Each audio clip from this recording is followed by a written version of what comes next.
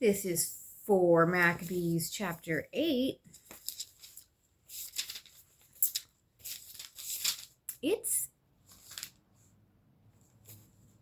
8 of 18. Anyway, for this is why even the very young, by following a philosophy in accordance with devout reason, have prevailed over the most painful instruments of torture. For when the tyrant was conspicuously defeated in his first attempt, being unable to compel an aged man to eat defiling foods, then in a violent rage he commanded that others of the Hebrew captives be brought, and that any who ate defiling food should be freed after eating it. But if any were to refuse, these should be tortured even more cruelly. When the tyrant had given these orders, 7 brothers, handsome, modest, noble, and accomplished in every way, were brought before him along with their aged mother. When the tyrant saw them grouped about their mother as if in chorus, he was pleased with them, and struck by their appearance and nobility, he smiled at them and summoned them nearer and said, "Young men, I admire each and every one of you in a kindly manner, and greatly respect the beauty and the number of such brothers. Not only do I advise you not to display the same madness as that of the old man who had just been tortured, but I also exhort you to yield to me and enjoy my friendship. Just as I am able to punish those who disobey my orders, so can I be a benefactor to those who do obey me. Trust me, then you will have positions of authority, and in my government, if you will renounce the ancestral tradition of your national life and enjoy your youth by adopting the Greek way of life and by changing your manner of living. But if by disobedience you rouse my anger, you will compel me to destroy each and every one of you with the dreadful punishments and tortures. Therefore take pity on yourselves, even I, your enemy, have compassion for your youth and handsome appearance. Will it not consider this, that if you disobey, nothing remains of you but to die on the rack?"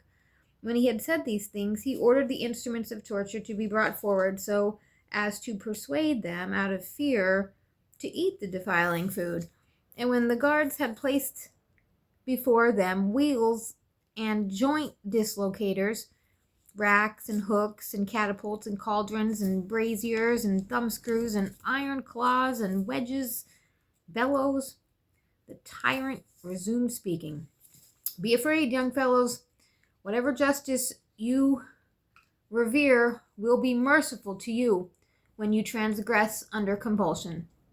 But when they had heard the inducements and saw the dreadful devices, not only were they not afraid, but they also opposed the tyrant with their own philosophy, and by their right reasoning nullified his tyranny.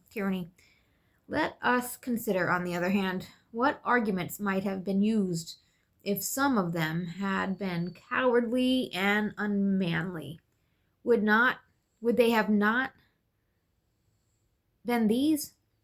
O wretches that we are, and so senseless, since the king has summoned and exhorted us to accept kindly treatment if we obey him, why do we take pleasure in vain resolves and ventures upon a disobedience that brings death?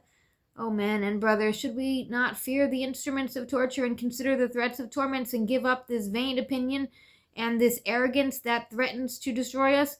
Let us take pity on our youth and have compassion on our mother's age, and let us seriously consider that if we disobey, we're dead. Also, divine justice will excuse us for fearing the king when we are under compulsion. Why do we banish ourselves from this pleasant life and deprive ourselves of this delightful world? Let us not struggle against compulsion, nor take hollow pride in being put on the rack. Not even the law itself would arbitrarily slay us for fearing the instruments of torture. Why does such contentiousness